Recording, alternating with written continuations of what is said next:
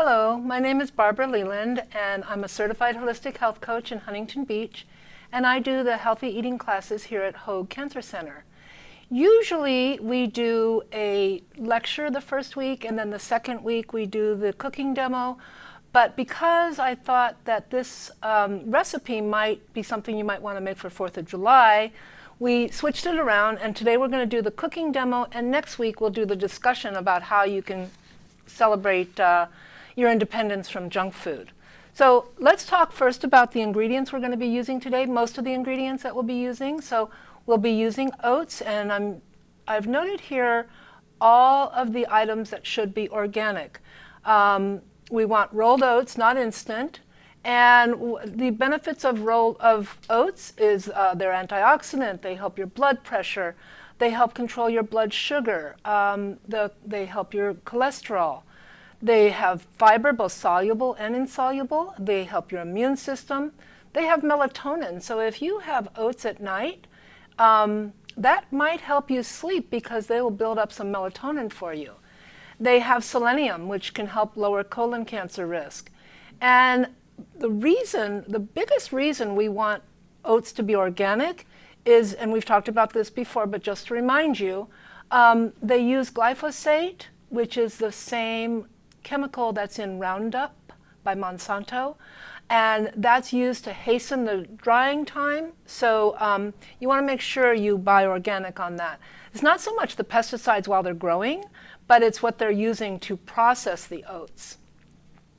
Almond meal, you want to use, when you're eating nuts, you want your nuts to be organic, because whether they're almonds or cashews or whatever, because they hold pesticides, and so they have a high pesticide load. They have almond meal. The reason we're not using almond flour, it really doesn't matter here. You could use almond flour. I like the almond meal for this recipe because it gives it a little bit more texture, but you could use almond flour if that's what you have on hand, or if that's what you find. The important part is making sure it's organic. So they have healthy fats, they help your cholesterol, and remember, healthy fats help your brain function. They're gluten-free, so instead of using flour, you're using almond meal here. Low glycemic, they have vitamin E, antioxidant, they have high magnesium, good fiber, soluble and insoluble, and again, you want to make sure they're organic. Cashews, again, they're nuts, you want them to be organic. They have a lot of the benefits that the almond meal does. Also, they help your eye health, and they have copper and zinc and phosphorus, and selenium again, as in the oats. The maple syrup we're using, now maple syrup is a sugar, so you do want to be careful if you are watching your glycemic load, but it has a lower glycemic load than sugar. And it does have some minerals and vitamins in it that compared to sugar, but remember, it is still a treat. This is a health food, but it's not a main course. Okay, it's a treat. But maple syrup does have some calcium, potassium, iron, and zinc. It's high in manganese, and when you buy organic maple syrup, what we're looking to avoid here is the chemicals that they use when they're processing it. They use chemicals to not let it foam, and you don't have those chemicals when you buy organic, okay? So I don't know how they take care of the foam in that situation, but they don't use chemicals to process it. Oh, also, I wanted to say you could use date syrup. I can't remember. I think there's about a 10-point difference on the glycemic index between maple syrup and date syrup. So you could use date syrup for this, and probably you could use it about 1-to-1 ratio. Okay, you could substitute 1-to-1. So remember that, and I've seen date syrup at Sprouts, Whole Foods, Mother's, places like that. Peaches, we're using peaches today, and we're going to be using organic. Almost all pitted fruits, what's that called? Fruits that have the pits, you want to buy organic. They have phytochemicals.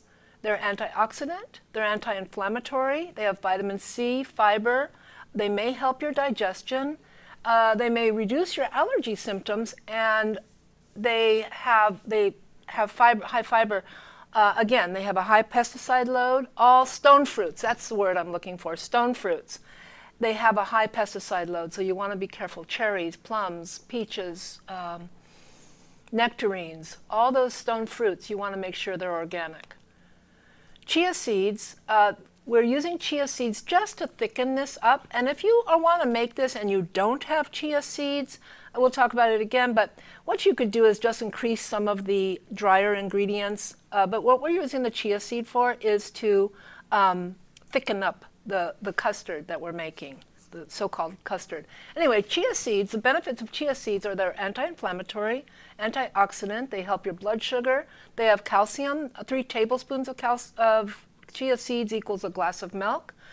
We're not using that much chia in here, but still there is some calcium. It's a complete protein. It's a plant product that is a complete protein. Fiber, they have omega-3s. And again, you want to buy organic because it has a high pesticide load. There's no way to rinse a chia seed, so you want to make sure you buy organic on that. Strawberries, again, organic. And strawberries are full of phytochemicals, they're antioxidant. You notice a pattern here? All these fruits are all full of phytochemicals, antioxidant, and anti-inflammatory. Remember we talked about that in our last seminar. And those phytochemicals and antioxidants are what help you fight cancer. Anti-inflammatory too. You want to keep your inflammation level down because when your inflammation is high, your body is more prone to disease. So all these fruits are high in these really great items. Vitamin C, fiber, it helps your blood sugar. Fiber, I must have liked that. And again, high pesticide loads, so buy organic. Blueberries, same deal with the phytochemicals and antioxidants, but they are super high in antioxidants. They are one of the highest. They're anti-inflammatory. They help your blood sugar. They help your blood sugar levels. They help your blood pressure. They do help your brain function also, so it can clear some of that chemo brain or other brain fog you may get. They're easy to digest. They support your liver. They're non-acidic, but they do have a high pesticide load, so do buy organic.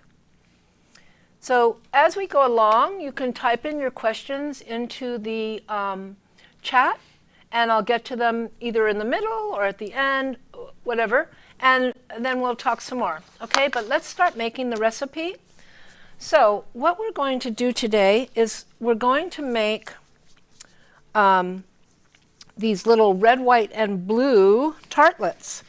And this recipe I adapted from Forks Over Knives, I think is what it's called. They have some great recipes, but it didn't quite fit the bill for me, so I made a few changes. And on your recipe, I actually changed my own recipe too. So on your recipe, it has the crust ingredients have certain amounts that I changed this morning. So when you look at your recipe that you were emailed, it might look different than the recipe you'll see in the under your YouTube picture. There's a link for the recipe. That recipe has the updated quantities for your crust. The filling stays the same, but basically what I did is I had made the recipe with the crust the way I'm showing it now, and then I thought the crust was a little too thick. So I cut back on the crust ingredients and I made it thinner. Well, when I did it thinner, I decided I didn't like it, and that was last night, or actually that was this morning. And I made it last night. I looked at them this morning and I redid the recipe. So, sorry for the late notice, but let's get started anyway. And what we're going to do is we're first going to make the crust. So what we have is we have I cut the recipe in half here. So 2 cups of oats, this is 1 cup of oats. Again, they're the organic rolled oats. Almond meal, it says 1 cup, so this is half a cup. And I don't know about you, the way I had done the recipe before, it's very hard to cut it in half. And often I would make this recipe for 6 items instead of 12 because I don't often have 12 people over. And these cashews are raw. So these were not soaked. These are just raw organic cashews, okay? Those were not soaked.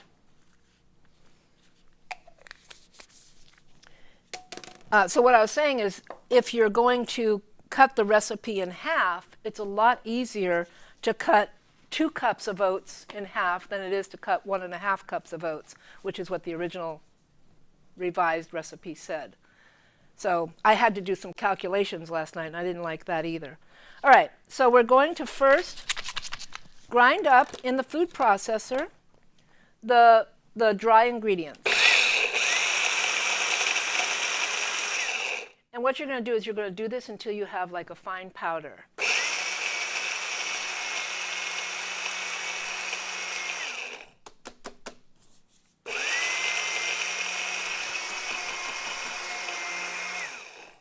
And normally what you would do then, after you've gotten that done, you would just pour your ingredients into into the same food processor and blend it up a little bit with the next ingredients that we're going to be putting in. But I am doing it, you can do it either way. I'm doing it in a bowl today to preserve this so I can use it for the filling because I have no way to wash it here. So now we're going to add a dash of sea salt, and I like a little bit of a salty crust. It makes it taste a little bit like a butter. So I'm going to put a little bit more than a dash.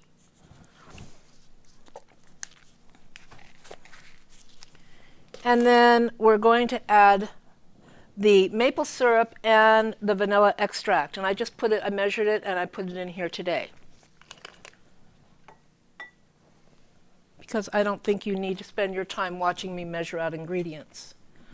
So what I'm doing here, instead of putting it back into the food processor, oh, and by the way, at this point you've already set your oven at 350 and you're warming it up, and you have taken your molds, I use silicone molds, so you can use these and then put your parchment paper cupcake holders inside, and or you can use a muffin tin and just put your parchment paper cupcake holders inside. Okay, so you have that prepared, and then you're just going to stir up your crust ingredients until it all comes together, and it will come together as long as I measured correctly, which I think I did. If you can see this. So it's coming together like a sticky crust, and I gotta tell you, this tastes a lot like chocolate chip cookie dough. It's very good. So when you're making it, you can take a little taste. The benefit also of not doing it the way I'm doing it now, but doing it in the food processor, is if any nuts or oats didn't get ground up in the beginning, it would continue to grind up there. But just for the sake of it being easier at this situation, then we're just going to do it by hand, and it works pretty good. So now you see we've got this all mixed in, and you have a nice sticky dough. And because it's sticky, you're going to want to use water for your fingers when you put it into the muffin tins, okay? So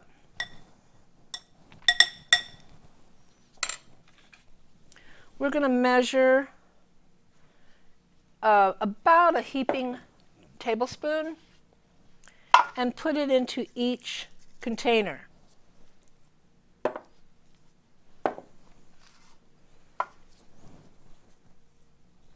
we can add or subtract when we're done. So we're going to do this before we start to mold them. And you can do this recipe in stages. You can make your crust a day before, even up to 2 days before. I haven't tried longer than that. And yeah, so we have extra. So just try to just divide it kind of evenly, not kind of evenly, but evenly in between your muffin holders. And so you can make this ahead of time. You can make the filling ahead of time. But what I suggest you don't do is put the filling in the into the crust after the crust is baked.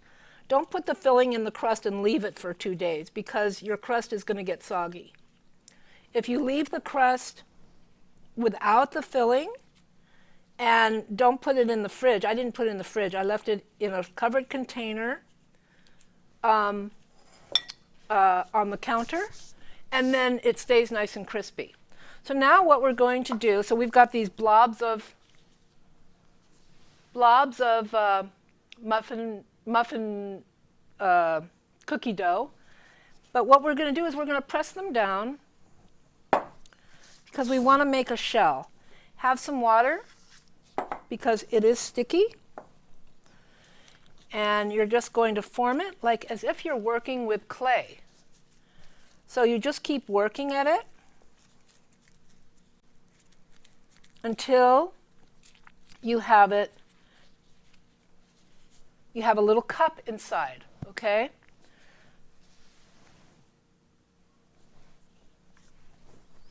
And you'll want to wet your thumbs each time. And try to go as high as you can on the paper with still having a little bit of paper show, at the very top. The reason for that is you'll need something to grab when you're taking the paper off, so it doesn't break the little crust.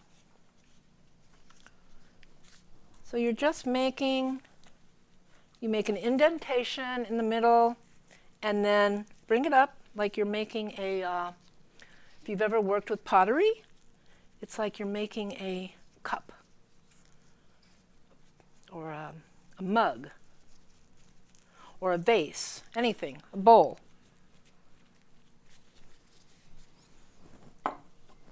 And you can even wet the inside a little bit if you need to smooth it out a little bit. Don't worry if there's a little bit of water in there, it won't affect it.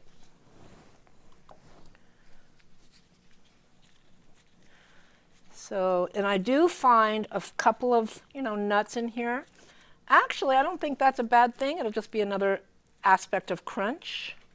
But again, if you want it to be totally smooth, then just do it, combine the wet ingredients in the food processor rather than doing it by hand like I did. So you see you're making a cup.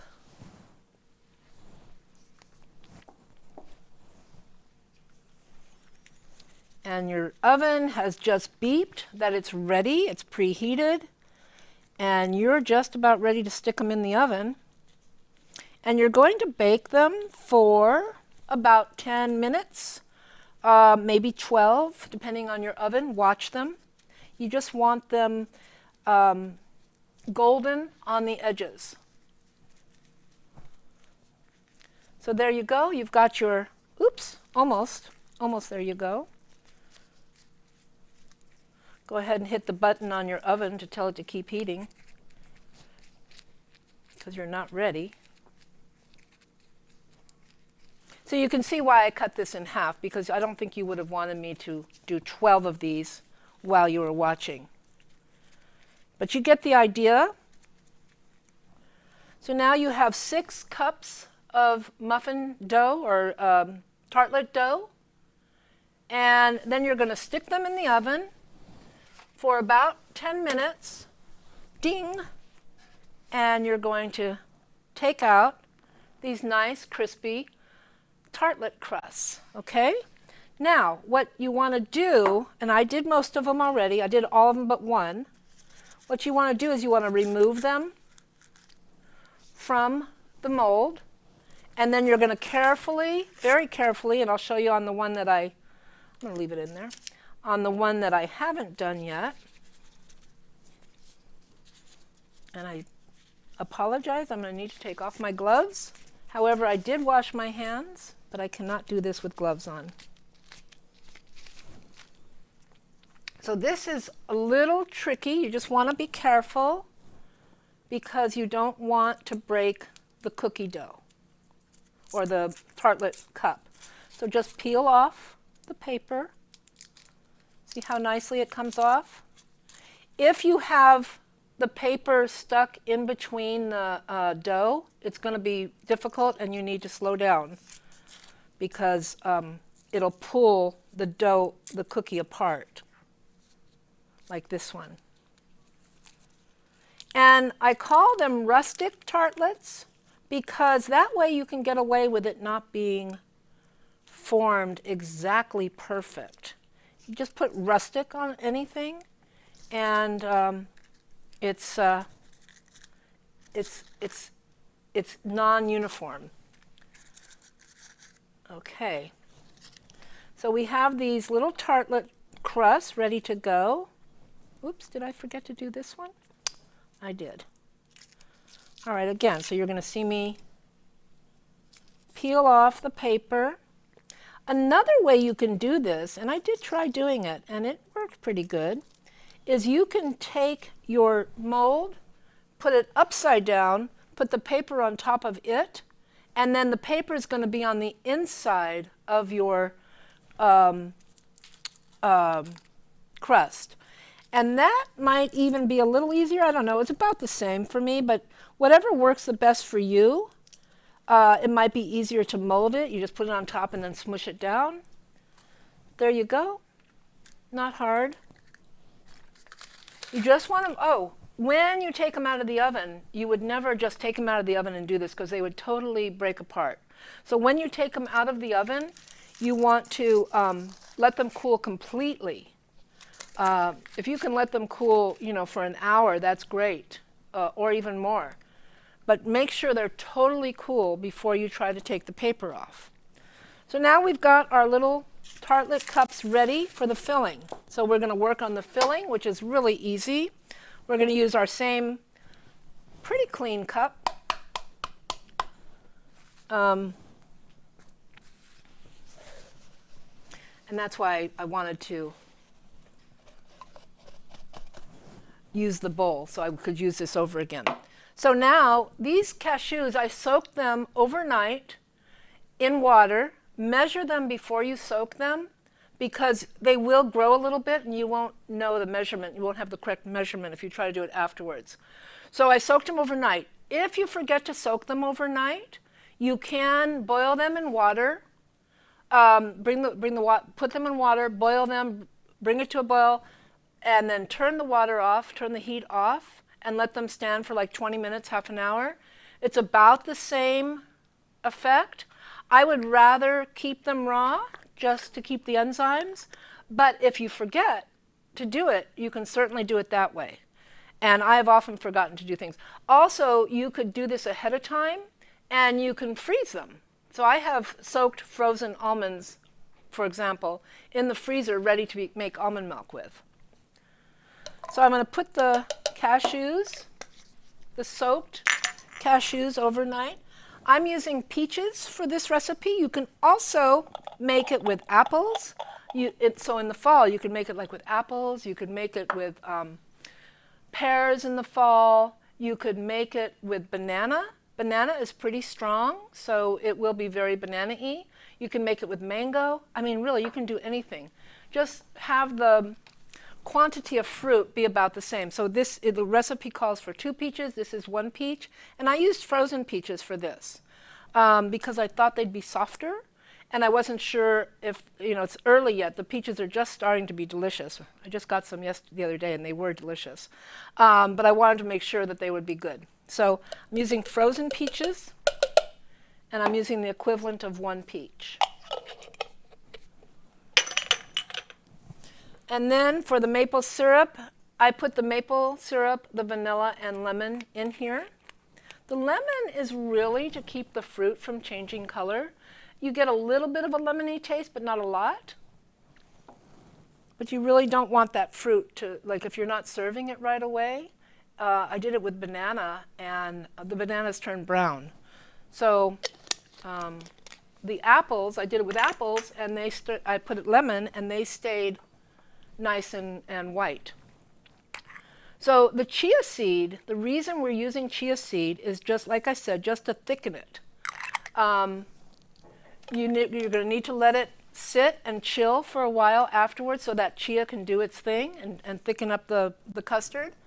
But if you don't use chia, you could put extra coconut in it, if you're using coconut, something to make it a little thicker, okay? You could also use, let's see, I think that'd be about it. That'd be your only option, unless you can think of something that could make it thicker if you don't have chia. But the coconut is a delicious addition. It doesn't make it taste coconutty, it just gives it a nice flavor. So now, by the way, I bought this is new. If you notice, it's different from my usual one. It's much smaller, so it's easier to transport. So now I'm just going to put the blender base on this. And we're going to blend this up.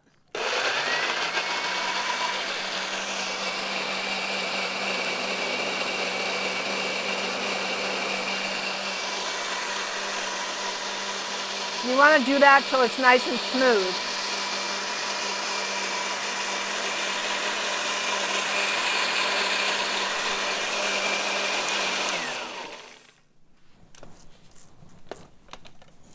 So now you have your custard.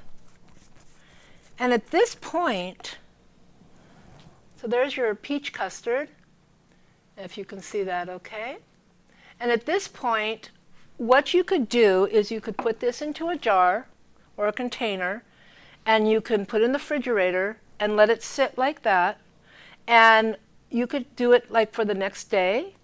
And you can have your tart shells ready to go and do it for the next day. Today we're going to do it all at one time because we're here. But truly, you want it to set up a little bit. So give yourself some time to do that. You could put it in the shell and let it sit in the shell as well. Just you don't want to do that for too long because, like I said, the shells will get soggy. So if you're doing it that day, like let's say it's 2 o'clock and you want to have them that night after dinner, then you can do them, put them in the shell. The shell should stay crunchy still by that night. But don't do it longer than that. So if you're going to do it longer than that, you want to store it separately. And what I like about that is that you can do it ahead of time. So we're just going to we're going to fill up the shells. And you're going to want to fill them all the way, but probably don't, because once you put the blueberries in, they're going to start, especially because of how we're doing it today, they're going to start to seep over the side. When you're doing it and the filling is firmer, you might have a little bit more leeway. So I might have some extra here. That's okay, it's delicious plain too. You could even put it on top of your berries. That's an idea. If you have extra, put it on, take a bowl of berries, put some of this on top, and throw some granola on top of that. Make a nice little parfait. Okay, so now we have our tartlets filled, and then we're just going to put the fruit on top.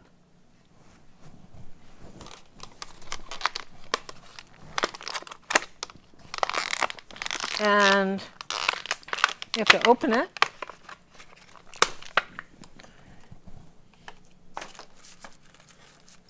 And you're just going to place the berries. I'm going to start with blueberries and then go to strawberries. And you're going to place as many as you can without it coming over the sides.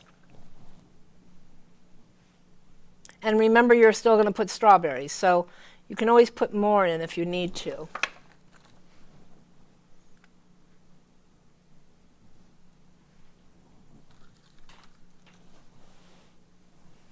Oops. And you can make any design you want. I know I did mine crisscross on the picture, but you can make any design you like. It's kind of like the old flag cake. Remember that, where you'd put blueberries? Let me think. Put blueberries in the square, and then you'd put stripes of strawberries. This is an abstract flag cake.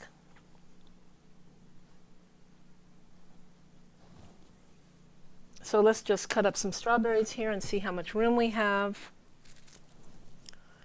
And I'm going to cut the strawberries into eighths, I think.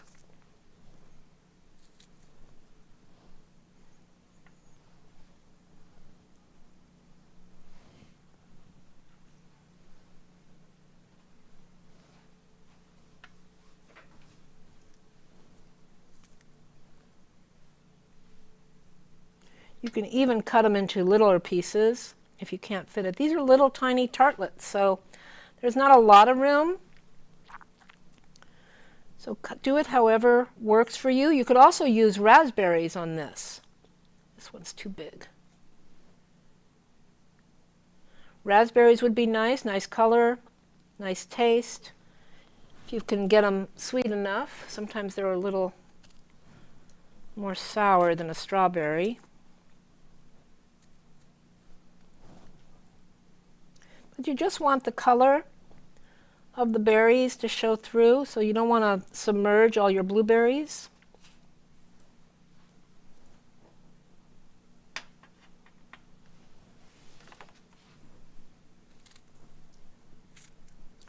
And we're almost done here, guys.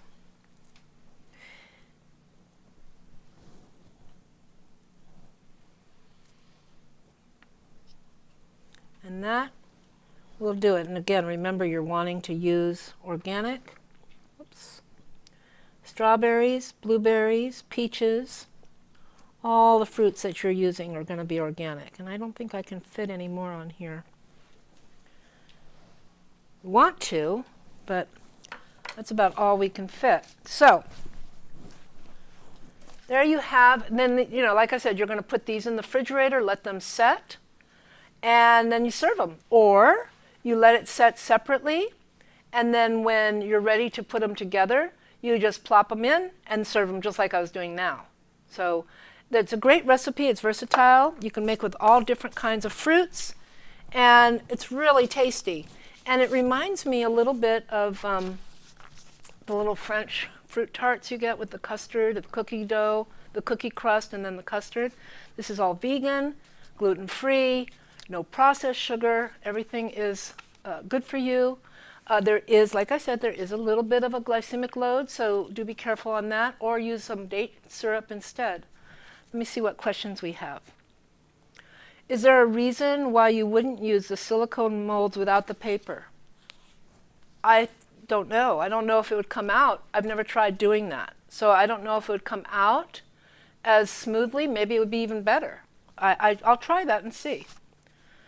Are stone fruits vulnerable to pesticides because they have thin skin?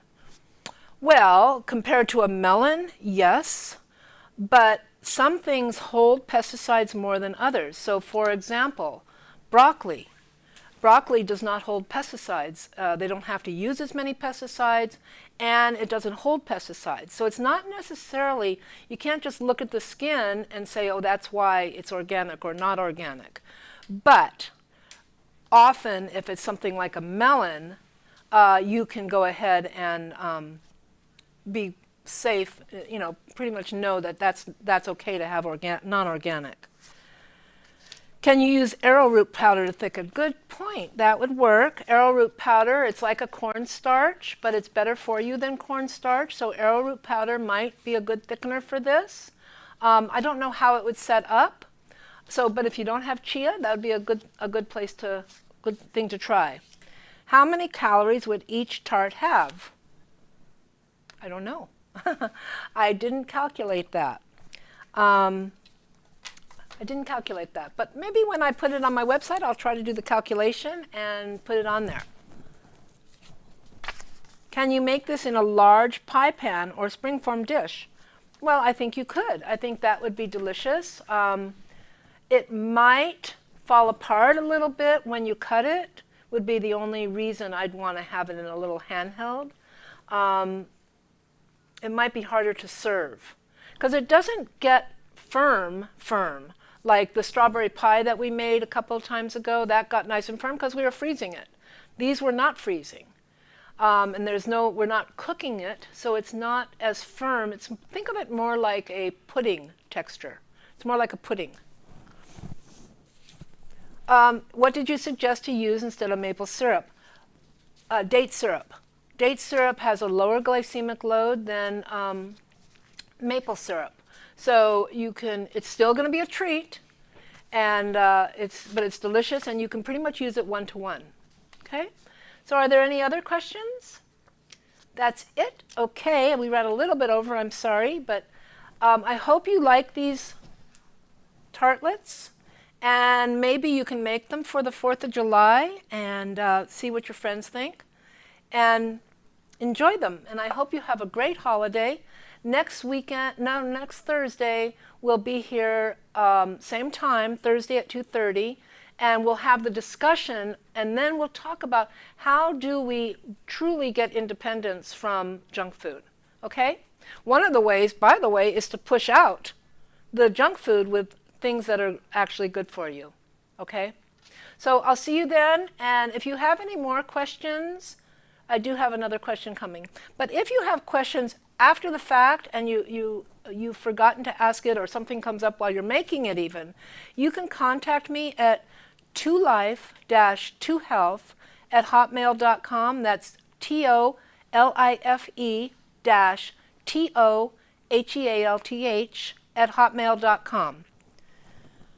Is this good for diabetics? Well, because of the maple syrup, it is, it's going to be better than a cookie or a pie or something you're going to buy commercial. It's going to be far better. But do watch the glycemic load. So it's not that maple syrup has no glycemic load. It does. But it's just less than sugar. Okay? So better than for diabetics, better than something else, but it's not a non-glycemic food. All right? So again, if you have any questions after the fact, feel free to email me, and I've enjoyed doing this with you, and I hope you like it. If you make it, let me know how you liked it. Okay, thank you, and I'll see you next week.